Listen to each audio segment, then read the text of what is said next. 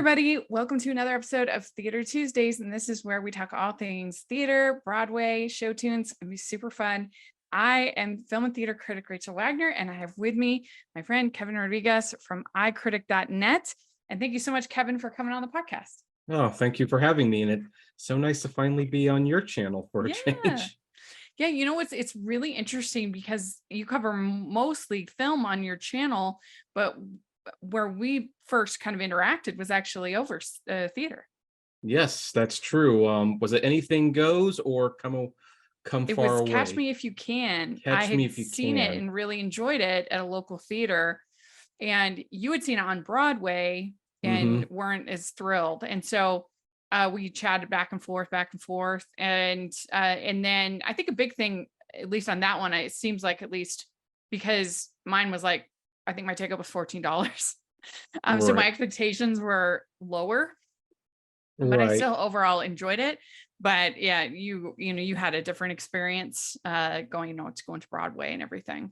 Yeah, well, it was interesting because that was like one of the first shows I had seen. And the vast majority of the show was screens with like a phone booth and like a bar stool and stuff for a set. It was like one of the first shows I'd seen where like the sets and the props were almost non-existent and it was all done on screens. And it was one of those things where you sat there and you really wondered why didn't they just make this into a movie if they were just going to make screens? Isn't the point of the stage to be the props, the audience, the way it surrounds you? And then the second thing was the fact that the songwriters, this was their follow-up, I believe, to Hairspray. Hairspray was a significantly better movie. It's not a movie, a show. It's kind of like the difference of like seeing Steven Spielberg make Schindler's List and then he makes The Lost World, and it's like, yeah, that's a little bit of a disappointment. It is not as good as Hairspray. I will grant you that. I was pleasantly surprised by it because my expectations were very low, and they didn't do any of that screen stuff, thankfully, on mine. But yeah, anyway, that's how we first met, and we were chatting about that on Twitter. And then I came on your show to talk about musicals turned into movies, that live stream, which we'll talk a little bit about today. But before we kind of dive into that, we like to do on this series is find a little bit about what was the catalyst for you enjoying theater? Do you remember like some of the early shows that you saw as a kid, or how did you grow to appreciate the art form? Well, the first show that I saw, my uncle decided to take me to a show, and actually the funny thing is he was going to bring me to see Cats. Oh yeah. Which I did see later on, and I do enjoy Cats. There's a lot of reasons why the movie wasn't very good, but the stage show was still pretty good. And when we got there, I remember looking up and it was like the Phantom of the Opera was there, and I said, "Oh, I've read that book." And my uncle like said, "Well, I don't know if you're old enough, but okay, why not? I mean, it's been around for a while, and yeah, I mean, seeing the chandelier and the set rebuild itself in front of your eyes with that organ, like it's like, oh, I'm hooked." And the Phantom was such a cool character. Yeah. I think it's funny that people debate, oh, is he an anti-hero? It's like, no, he's an antagonist. He's totally the bad guy. Yeah. In this, there's nothing good about him. But yeah, agreed. Yeah, when I was like 9, 10, something like that, my grandma got me a cassette tape of the best of Andrew Lloyd Webber. And so that was a formative experience. And then around that same time, because she lived in the Bay Area, and so we went to see Phantom of the Opera. It's in San Francisco, and so that was the first like real Broadway type show that I ever saw. So yeah, Phantom was pretty formative actually for me as well. Okay, I also should mention that I was raised on like the Rodgers and Hammerstein musicals and the Disney animated movies. My family had like an only G-rated film policy for a long time, and really? So obviously a lot of musicals were watched. So I think that helped the transition to the stage when you realize you could see those things live. Yeah. Did you grow up in California? I did. But my All my family lives in New York, and my uncle lives in Fishkill, New York. So he took us Oh, to nice. Times Square for a day, and that's when we saw Phantom of the Opera. That's so cool. Yeah, I actually just I saw Phantom not this March, but the last year, 2022, I saw Phantom again. And it was really fun. I had a great time. It was one of the only shows that was playing on Monday, because you usually don't do shows on Monday for Broadway. Right. But they were, and so that's why I went, and for nostalgia and everything. And I was really glad that I did, because there's just a spectacle to it that you don't always see today on Right. Broadway. No, and there's, Broadway has, I mean, it's always funny. You start feeling old when you start going like, well, movies aren't as good as they used to be, or Broadway isn't as good as it used to be. But there's some legitimate criticisms of some of the direction Broadway is taking right Yeah, now. we'll definitely, we'll talk some more about that. The first musical that I ever saw on Broadway was Les Mis, because That's a good one. yeah, when I was a freshman in high school, I was like totally obsessed with Les Mis. It's definitely one of like formative pieces of media that I had growing up. And there was the 10th anniversary concert that they did, and I knew literally every word. If they needed a swing at any moment for any character, I could have gone in at that time. I knew every part. And we had the choice for my choir, because I lived in Maryland at the time, and we going up for this competition or whatever in New York, and we had the choice of we could go to see Cats or see Les Mis. And so of course I chose Les Mis. It's like, it's I've amazing. never seen Cats. I'd like to one of these days, but Yeah, the movie does not. I'm not going to say the movie doesn't do it justice. It's just the show is not movie friendly. That's what some people just didn't understand. It was like Cats. When I saw it, it's like, oh, there's no story per se. It's poems revolving around cats that are done to song and dance and sets. And so with that taken into account, then Cats the stage show is spectacular, whereas Cats the movie is, even ignoring the ugliness, it's like, this just isn't structured the way a movie should be structured. Yeah, it probably should not have been attempted. Well, the weird thing was, I heard that that Spielberg wanted to adapt it into an animated show. I know, that's too bad. But they were but they started cutting a lot of the songs because they weren't essential to the story. They decided to keep the best ones and write a couple new ones to make it flow more like a story. And Andrew Lloyd Webber said the reason people like Cats is because of the songs, so don't cut them. And they reached an impasse. And the funny thing, they were both right. Webber was right. Like, yeah, people like Cats the show because of the songs, but Spielberg was right that this doesn't make for a good movie, though. Yeah, that's interesting. You have to make some changes. Yeah. So why do you think that so often Broadway shows don't translate into at least popular, well-received films? What do you think? I think it's kind of the same way why sometimes books don't translate well to movies. There's a unique element of watching it live that, well, first of all, when it's a live experience, it surrounds you, so you're willing to suspend disbelief a little bit more. Yeah. But also because I think because the spectacle, you don't think that much about sometimes what it's about. Like, one of the things when you ask people why do they like Broadway shows, they'll say, oh, I love the singing, I love the acting, I love the sets. You know, you don't hear too often. You don't hear people say the story very much. They're always talking about the spectacle. And that's why we'll use a recent example like Dear Evan Hansen. When you're paying $78, you're going to see this show with these big power ballads and things like that. And so you get good music, you get good acting on stage. You're not really thinking that deeply about what the story actually is, because you're just impressed with how it's all put together. But then you put it on screen, it's not live, it's staged, it's staged, and now you can focus on the story a little bit more. And it's like, boy, Evan Hansen is not a good person, is he? He definitely gets caught up in everything at best. I mean, I'm way more forgiving than most people on these movie musicals, but I think one of the problems is that when you're performing in a musical, you're performing to that person way back you're giving a big performance because you want it to carry all the way back, right? But when you have the camera right on you for these scenes in a movie, it's just like a different experience. So that same energy just feels weird.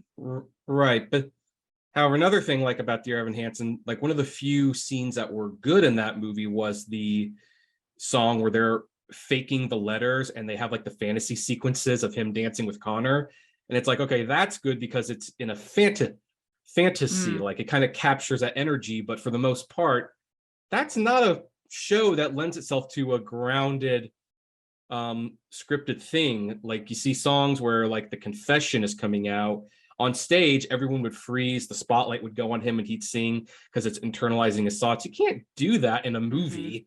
So everyone's just sitting around awkwardly getting upset while he's sitting in the middle of the room singing and no one's saying anything. It's just a very different experience. I didn't hate that as much as most, but I completely agree with what you're saying. That in all fairness, I gave it 3 stars because I actually did enjoy it, but I totally understand why it was a downgrade. Same. Yeah, no, I agree. And so I know it's an interesting thing, but there have been a lot of movies now turned into Broadway musicals. That's a huge thing. There's years where every single new musical nominated at the Tonys is based on a movie. I think it was 2018 that we had A Band's Visit based on a movie. We had Mean Girls based on a movie. We had Frozen based on a movie. And Frozen was not that good. I liked it, but then we had SpongeBob SquarePants that year, which I loved. And you didn't. I didn't. Well, it was fine, but I just thought it would be funnier. It wasn't as funny as I thought it would be, admittingly. So let's hear. So what are the kind of seriously, I thought, and I was expecting it to be hilarious. Yeah, well, it still had some funny moments, especially, and of course, it kind of depends where you see it. Like if you have like a high-end production, the props are a lot of fun in that movie. If you see it in a smaller performance where they don't have the money, you start again. Sometimes the presentation is everything. It's like, this is about a volcano that's going to destroy everything. Like I know someone who saw that a more junior production, and like the kid playing Squidward didn't have like the 8-leg pants because the kid might trip around, and it's like, see, things like that are why the show is fun. No, I mean, it was a pretty awesome production, but I don't know, I just thought it took itself a little seriously with the whole end of the world kind of, I don't know, but anyway, so how do you feel about this trend of movies becoming musicals? What do you think, screen to stage adaptations? Well, it's interesting because I actually like a lot of them. The Lion King probably is my favorite Broadway production of all time. It really is a triumphant achievement. I do like Beauty and the Beast. I do like The Prince of Egypt. Shrek the musical. Oh, you've seen that? Prince of Egypt? I did see Prince of Egypt. There was a mega church nearby that allowed them to rent the auditorium to do it for a week. Oh, that's so cool. I would love to see that. I know they staged it in London, like right when the pandemic was starting. Yeah, that was unfortunate timing. That was very unfortunate. I'd like to see them give that another try. Me too. Shrek the musical is so much better than it has any right to be. To me, it's the gold standard of that kind of like animation turned to musical. I thought it was so funny. I was laughing throughout. I think The Lion King is the standard, but Shrek is pretty high up there. But that said, like funny animated film. Oh, funny animated film. Yes, you're right. Yeah, like it is. I just thought it was like Lord Farquaad was so funny. Oh yeah, Christopher Sieber. He was because I saw it in Broadway with the original cast. So nice. I saw it with Sutton Foster. I saw it with Brian James Darcy. Got them all to sign my playbill afterwards. It was great. Yeah, I've seen Sutton Foster twice. I saw her in The Drowsy Chaperone in 2006, and then I saw her in Music Man. Yeah, she's wonderful. That was fun. But I also do bemoan a little bit that you start getting like a lot of, it kind of becomes a problem with Broadway, the way superheroes are and IP are becoming with movies. It's like it discourages innovation, and it's like, well, what's popular? Let's turn it into a musical. Like I saw The Color Purple, the musical with Fantasia Bono as Celie, and The Color Purple is one of my favorite movies. It's one of my favorite books. Did not like the musical very much, and I kind of lamented, like, yeah, my baby's daddy is also my father didn't strike me as a particularly singable tune. But I've never seen it, but I've just seen clips and stuff. But yeah, it's in my opinion, it's not that great. But then you see like Rocky, and some people say like, well, there's still original people out there. It's like, but it also kind of affects the people who are great. Like I will defend to this day that Andrew Lloyd Webber is a great Broadway producer. Bad Cinderella, I hear, wasn't very good, and because it closed so soon, I guess I'm not going to find out. But people forget, like, yeah, the guy who made the Phantom of the Opera, Starlight Express, Cats, Evita, Sunset Boulevard, all of these classic musicals. And at one point, he was having such a hard time selling original work that he ended up doing Schoolhouse Rock the musical, which was probably better than it should have been because he wrote the music. But it's kind of like, well, that seems kind of like a waste of talent. It's like when you start seeing these great actors and these great directors, like Kenneth Branagh makes Thor, and it's like, okay, it's fine, but do you really want to see Kenneth Branagh making Thor? A movie that pretty much anyone could have made? Are you a fan of Rachel's Reviews? Do you look forward to Family Movie Night, Female Film Critics panels, or the Talking Disney podcast? If so, please consider supporting the podcast by becoming a Patreon. As a patron, you get to access monthly events such as the watch-alongs and Q&As, where you get to talk to stars and find out the behind the scenes of the movie making industry. And you can pick what I review for Family Movie Night or even become a guest on the podcast. Podcasts and YouTube channels are expensive, and I really, really could use your help. I would so appreciate it. You also get to be a member of the Facebook group where we talk about all the films that we're seeing, and we have so much fun. Go to patreon.com/Hallmarkies and select one of the Rachel's fan tiers. That's patreon.com/Hallmarkies. That's fair. It's fair. Yeah, it's true. But then, like, we want these popular entertainment to be quality, if that, because a lot of times it's those popular entertainment that is the gateway to getting people, whether it's Broadway or movies, getting them to then dive deper the next time, and so if it's not quality, then they're not going to be impressed. They're not going to want to, and so I can see both sides, but yeah, I get what you're saying. And this is typically how the business works, in all fairness.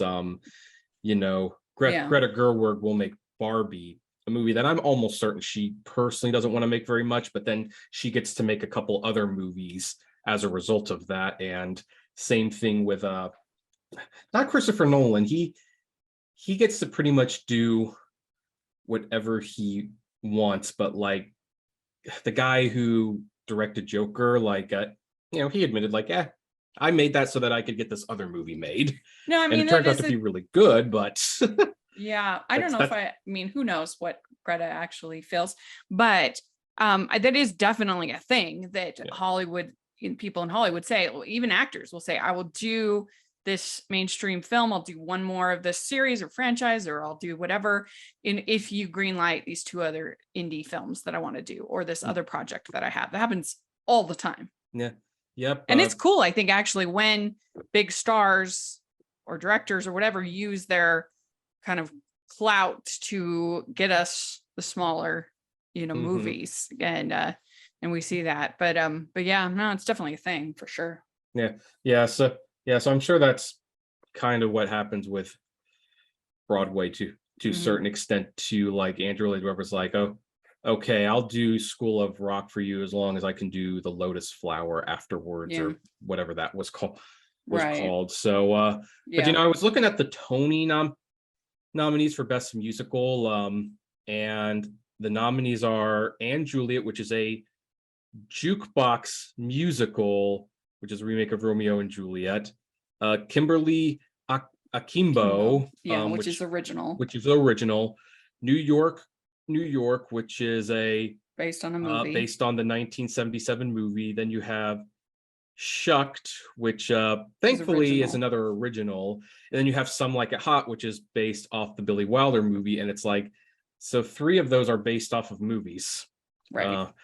Well, 2 of them are based off of movies, and 1 is a jukebox musical, which there's a reason serious theater aficionados, if you will, don't like those very much. And as a critic, I almost have to explain to people like why critics hate things like Mamma Mia, which, look, I'm a fair critic. I will give you, hey, the show is fun. If you like ABBA music and that's really all you want, then enjoy. That's what you're paying for. I will totally give them that. But when you look at, like, talk to the critics, once Mamma Mia came out and became like a huge success, like, and by the way, it's not even like that was like the greatest show in the world. It was just a big hit. It's like, look, the show is clunky. The story is written around the songs instead of the story being written around the music. It's like, or like, instead of the songs being written around the story, it's really a clunky show, especially if you don't like ABBA. Well, yeah.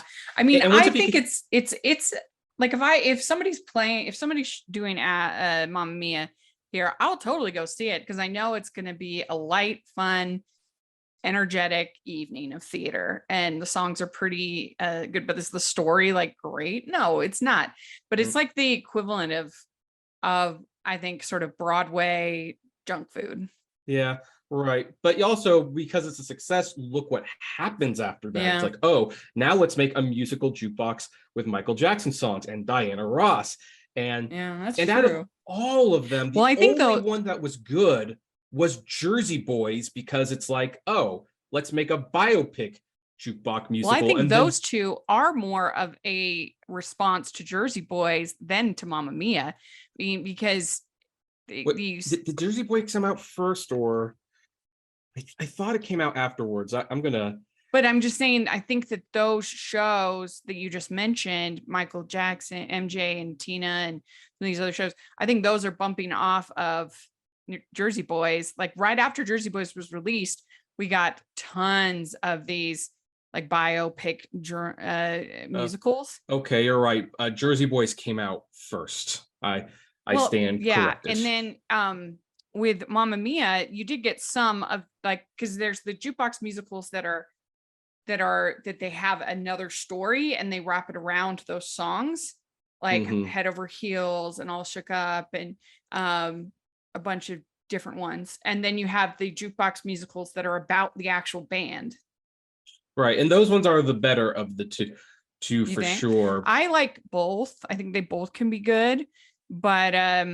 But the negative that the jukebox musical had on theater, I think it's cooling a little bit. Now we're in like the movie adaptation problem, where it's like producers got lazy, and it's like they weren't looking for the next Phantom of the Opera or the next Sunset Boulevard or the next Oliver. They were looking for, like, okay, can we get the Beatles catalog? Let's get the Spice Girls catalog. Let's make a show around the Spice Girls music, because they were popular at one point. And it's like, do the Spice Girls music lend themselves well to Broadway? I think Viva Forever does. It'll be interesting to see what happens with this Britney Spears musical.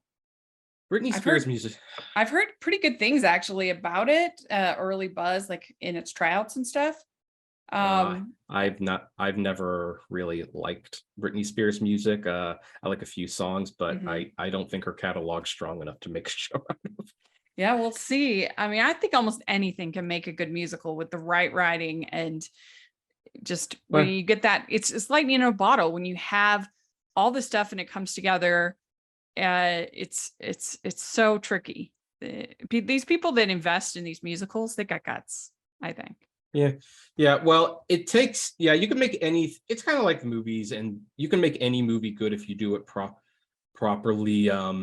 So that's that's why even some of the jukebox musicals can end up being good, because the people and that they get to do it really do a good job on it. But cynically, it's like it gets a little tiresome. I remember, like, so I've seen a Disney musical that almost no one has seen. It was called On the Record. And that was like I've never heard of that. Yeah, no one's seen that, I swear. And there's a good reason no one's seen it, because it was basically the Disney version of a jukebox musical. 4 people get together to make the ultimate record, and then they just sing Disney songs the whole time. There's not even really a story. If you get the CD outside of the intro, that's the whole recording on that CD. And it's like, yeah, of course the songs are good. Yeah, they're probably performed competently, but it's like, it's cheap.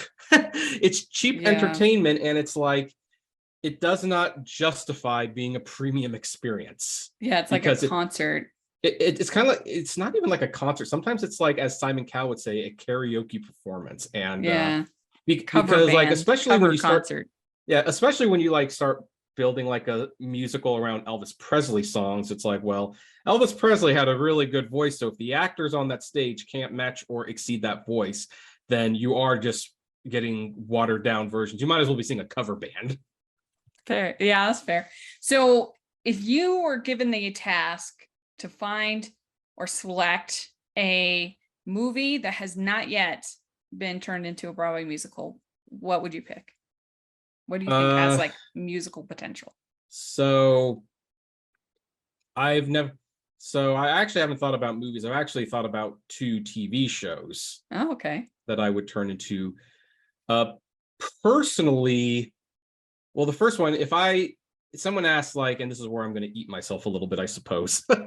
Someone always asks, like, well, if you were ever to personally make a musical, what would it be? And I would totally make Sailor Moon into a musical.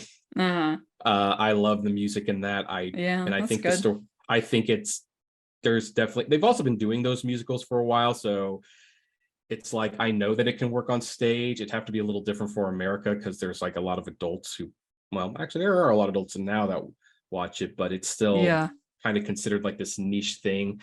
But I think there's definitely a lot of good songs there, and we could do that. But the other show, which definitely seems like it's ready for Broadway right now, is Family Guy. No. I kid you not. Family Guy is ready for Broadway. I'm very surprised they have not announced it yet. And because when you look at the musical numbers that are in the show, and it's not like they're frequent, there's like a dozen, but man, they are show tune style Broadway musical numbers with big dances and everything. Now the songs are offensive, of course. I mean, when you watch Down Syndrome Girl on YouTube, it's like, okay, this is definitely not a politically correct song, but it sounds and plays out like a Gene Kelly musical number. And it's really interesting. I've never watched, the only episode of Family Guy I think I've watched was the Simpsons crossover. And boy, talk about the Simpsons being out of their element on that one. Well, I thought they were way better, but maybe it's just because that's what I wasn't saying that they to. were. No, in the sense that it's like, yeah, they just don't mix with those characters very well. Yeah, they don't. Or Mr. Booze. And like, I'll send you a couple of these clips. I would actually be very curious. But it's like, that show is ready for Broadway. Well, one of my favorite shows of all time is The Nanny, and they're actually working on a Broadway version of that, which they have Rachel Brosnan is working on it with Fran. And so I'm super pumped about that. I think it's going to be really good. So that's going to be interesting, if only because one of the jokes about The Nanny, if you will, is that the nanny has like a obnoxious voice. Yeah, they could have fun with that, but like it does have a lot of a kind of a Broadway base, because Maxwell Sheffield is a Broadway producer. So I think there's a lot of fun things they could do with it and make it more of like a as opposed to like I don't think her voice is screechy, but like more of like sweet and endearing. You know how like they could do it like they do for Putnam Spelling Bee or something like that. Yeah, it's very unique, and it's kind of like Roseanne Barr's voice. Like, it's like you're a little annoyed with it, but then the longer you spend time with her, the more it kind of It's becomes an endearing. endearing Yeah, I agree. quality of the character. One movie I think, well, I mean, I've said on this show a couple times that I think The Princess Bride would, and I know they've tried a couple times, but it's never come together. But I think The Princess Bride would make a great musical. I feel like it has all of the spots for songs, and I just think it would be super crowd pleasing. Everybody would love it. But another one that I actually think has potential is The Quiet Man. Interesting. Yeah, I think Very you'd have to change things around a little bit. You'd have to modernize it a little bit, but I think the overall sort of, I'm not enemies to lovers a little bit, kind of the romance, I think has a lot of potential for songs in there. The various sequences in there. You could have kind of an Irish folk tune kind of feel to the whole thing, like in Once or the Full Monty, or someone like that. And so yeah, I think it could be fun. We'd like to take a second and thank our sponsor for this episode of the podcast. It's the Hallmarkies merch store. Are you looking for that perfect gift for the postable, hardy, or Hallmarky in your life? What about getting that t-shirt or hoodie that will help you stand out at your next holiday party? Now is the time to check out the Hallmarkies merch store. Full of festive designs by artists like Jessica Miller, Carrie from Hallmark Comics, and more. You can even have more than just shirts, but totes, cell phone cases, notebooks, mugs, and more. And it isn't just Hallmark. We have designs for Anna Green Gables, Man from Snowy River, The Nanny, and more. Every purchase at the merch store goes to help support the podcast and allows us to make the great content you know and love. There are frequent sales, so go to tpublic.com/stores/Hallmarkies or see the link in the description. That's tpublic.com/stores/Hallmarkies. Yeah, I'm trying to think what movie, because some of the movies that I would have considered to make good musicals have actually been made into musicals. So it's that's one of the hard things about that. And picking Disney movies almost seems like cheating. So, and with the Disney do you movies, think Avatar would make for a good musical? They have the ancient chants and everything. Yeah, that's true. Like maybe if they expanded on that a little bit. Yeah. Yeah. So your favorite of the Disney musicals is Lion King, then? Yes, it is. Followed by The Hunchback of Notre Dame, which they didn't bring that to Broadway, but they do let it tour. And then probably The Little Mermaid and Beauty and the Beast and Tarzan. On the Record was the worst You'd have one. The Little Mermaid that high? I wasn't a big fan of it. Maybe I'd put Newsies a little bit higher now that I think about it, but thankfully I have seen all the Disney musicals. So I think I've seen, well, except for that one you mentioned. Frozen? No, To the Record. On the Record, yeah. I haven't seen that, but I think I've seen all the rest. Yeah, Frozen was a little disappointing. I only liked one of the new songs. Really? Yeah. Oh, I don't yeah. agree. But which one? Was it Monster? No, it was so good. Oh, it was the one where she was lament. It was during the coronation scene. Oh. What? Let me just look it up, because of course it was nominated for Act 1, First and Forever. Dangerous to Dream, that's what it was called. Yeah, I really liked that one. I guess I liked True Love. But yeah, most of these other songs were fine. If I'm being generous, they were fine.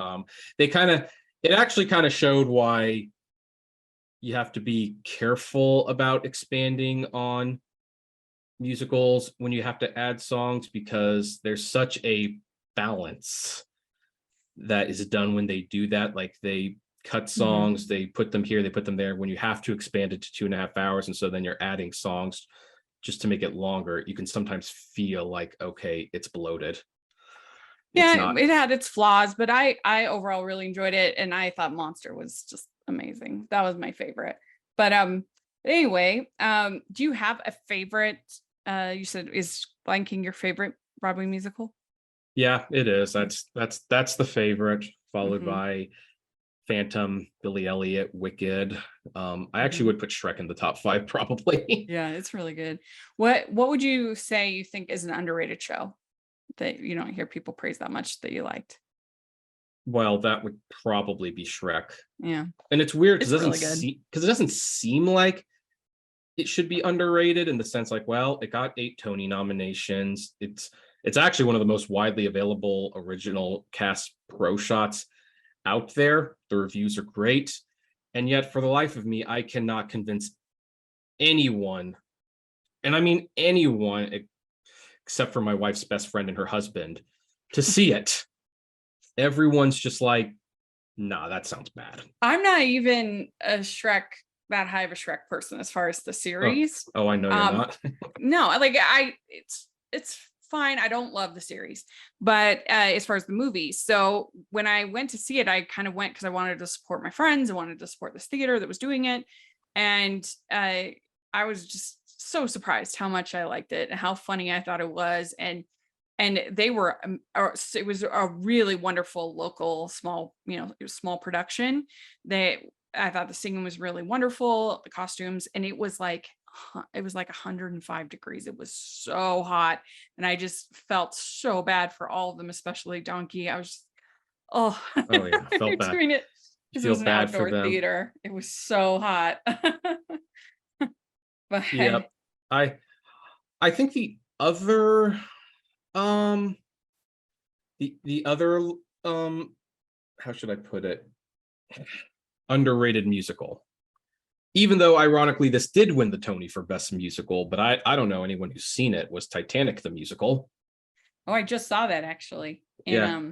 yeah, I saw it. They did it at there's this theater here called Hale Theater, which is like it's basically on the quality of an equity theater, but they're not equity.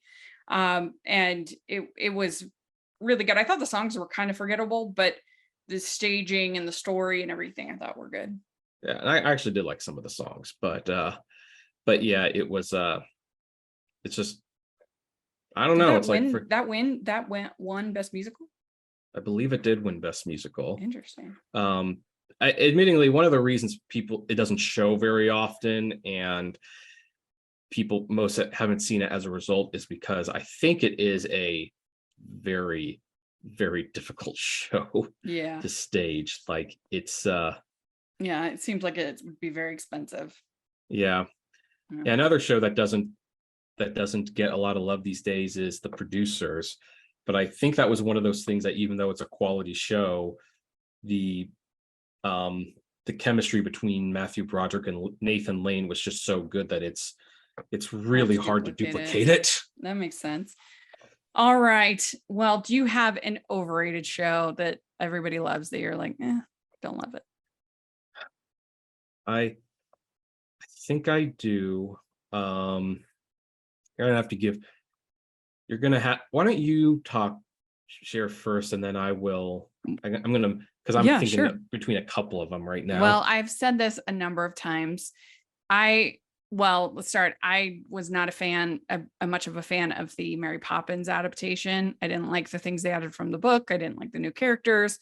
I understand why they had to do that because that was part of the deal, that they allowed them to get to be able to do it at all. I understand all that. I still just don't. I don't like any of that. I don't like the new nanny. I don't like the way that changes Mr. Burns' character. I think I just don't love that show. And then another one that's very popular right now that I just was underwhelmed by was the musical Six. I just didn't think it was that great. I didn't think the songs were that great. I don't even think to me, it's like a teeny bopper concert. Like it's really short. There's not even an intermission. And I don't know. I just walked away feeling like, what? I spent all this money to hear this like teeny bopper concert with no sets, no story, I mean, they do have cool costumes, but it just wasn't. It was a concert. It wasn't a musical to me, and I just didn't think it was that great. Well, I'm going to be seeing 6 in a month, so I guess Most I'll let you people know. love it. Most people are get into it. I was just underwhelmed, but that's just me. If it's any consolation, I don't think Mary Poppins was very good either. Yeah. Okay. Good. I think that was I think that was pretty unimpressive. So there's 2 I can think. I'm kind of stuck between 2, and I'm going to cheat and list 2 like you, Okay. because one of them people probably haven't heard of, and one of them people definitely have heard of. So the one that people haven't heard of, or mostly haven't, is Fosse, which was the Broadway musical that was a tribute to Bob Fosse. It was basically showcasing his choreography for musicals. And here's the thing, Fosse was a brilliant musical director. He absolutely was. And yeah, the dances are spectacular, but the show, it's kind of light on the story. It's kind of more like a tribute show than it is an actual show. Yeah. And it kind of falls into that trap where it's like, well, yeah, the dancing and choreography is good. Like, we've seen Cabaret, so it's good. But it's what you do within the context of the dancing. Dancing for dancing's sake doesn't interest me that much. So that's one that like won a Tony Award for Best Musical and some other things. And I'm like, nah, that was probably not the best choice. And then the other one that I think is overrated, even though I actually like some of the music quite a bit, is Annie. Okay. I think Annie is one of the problems with Annie, and I think it took me like the 3rd time seeing it in one of the various forms to realize that the problem with Annie is that there's no conflict with Annie. She's kind of got this I can take on the world, get out of my way attitude. And except for her getting kidnapped, there's not a lot of conflict there. Now, I've enjoyed some of the Annie productions. I actually even like the Jamie Foxx movie. Really? Yeah, felt like I kind of felt like I got off on the wrong side of the bed that weekend, because I saw early screenings of Annie and Into the Woods. I gave Annie a slightly positive review, and I gave Into the Woods a negative review. I didn't like maybe Into the Woods is one of my overrated ones. I don't know. Yeah, I don't so like I Into the posted Woods either. Yeah, I posted the reviews, and then it seemed like everyone was kind of in the complete opposite. Everyone liked Into the Woods and everyone hated Annie, and I was kind of like, did I get up on the wrong side of the bed? Like, well, I didn't like either of those movies. I'm with you. So but very good. I can understand what you're saying. I can appreciate that. But yeah, that we all have those shows that are beloved, that are iconic. I just saw Hello Dolly last night, and they did an incredible job. It was good. I didn't dislike it, but I do think it's a little overrated. Hello Dolly has never been good. Yeah, I just think I don't even think it was that beloved when it came out all those years ago. It was just it was just one of those things where it's like, it had a couple really memorable tunes like Annie, and so I just I don't think most of the story just doesn't do a lot for me. It's like I don't hate it. It's fine. It's just not my favorite. But all right. Well, we like to end our interviews with some fun get to know you questions. Okay. So here we go. First question. What is the best ice cream flavor? Sherbet. Oh, any particular flavor, or just sherbet in general? Rainbow sherbet, if you have to single it down. But okay, good. Okay. What's your favorite color? Purple. Me too. Other than show tunes, what music are you into right now? So currently I'm currently listening to the Little Mermaid soundtrack. I don't know if that actually counts, but my taste in music is pretty varied. I like a little bit of everything. Okay. So cool. What is your go-to date night food? Pizza. Okay. All right. What is your go-to date night activity if you're going out and doing something? It would be, if it's a date, probably a theme park. Okay. Yeah. All right. Which do you like better, dogs or cats? I like dogs better. Okay. We already saw your dog. Which do you like better, beaches or mountains? I guess beaches, because I can read on them. Okay. What is your favorite holiday to celebrate? Christmas. Yeah. It's hard to beat Christmas because it's a whole season, whereas others are just one day or a week maybe. Mhm. But okay. What is your favorite musical movie? I don't think Amadeus counts, so I'm gonna say The Sound of Music. Yeah, I think The Sound of Music is one of the few that actually elevates it above Oh the yeah, stage. I've seen Sound of Music on stage, and it was like, boy, Not it as made me good. really appreciate that movie a lot Yeah. more because I showed it to my wife for the first time during the pandemic, and after it was Uh-huh. over, she was like, "Where has this movie been all my life?" Oh my gosh, you've never seen Sound of She'd Music? never seen That's it. so funny. Yeah, and so she was just like, "Oh, it's the greatest things I've ever seen." That's really funny. Yeah, one of the few times where like when you see the Best Picture Oscar on the cover, it's like, oh yeah, that deserved it. Yeah, I've always loved Sound of Music my whole life. Even like as a really little girl, I would just like watch it over and over and over again, which is really, it's kind of a heavy movie to do that to for a kid, but Right. it's true nonetheless. I did. Hmm. So I'm with you there. Well, very good. You answered all the questions. Okay.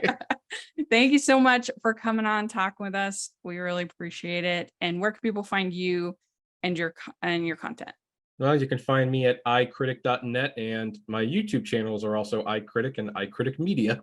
Great. And you do a lot of shorts, which are fun. People should check it Yeah, out. I got to get back on. I totally dropped the 100 Days of Disney thing, but moving, Yeah, moving's the worst. Yeah. Well, you can find me at Rachel's Reviews, all over social media, iTunes, YouTube, and on Rotten Tomatoes. And you can find my theater reviews at Rachel's Reviews Theater.net. So check that out. And if you are listening on iTunes, please leave your ratings and reviews. That helps us a lot. And I'll have my playlist with all of my Theater Tuesday content in the description. So check that out. Also have everything over at Hallmarkies Podcast. Please take a look at that. And check out the Patreon group and merch store. I would really appreciate that. And thanks so much again, Kevin. And we'll talk to you later. Talk to you later. Bye.